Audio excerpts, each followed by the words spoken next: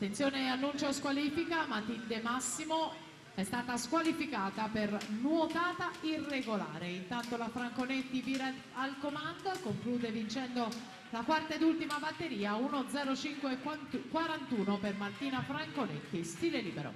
100 dorso junior maschile, Bini Gori Mariotti.